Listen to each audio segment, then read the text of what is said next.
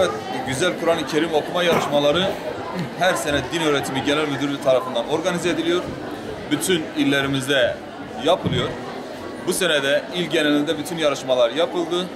İl ve ilçelerimizin birincileri bugün final olarak Atatürk Kız Anadolu İmam Hatip Lisesi olarak biz organize ediyoruz.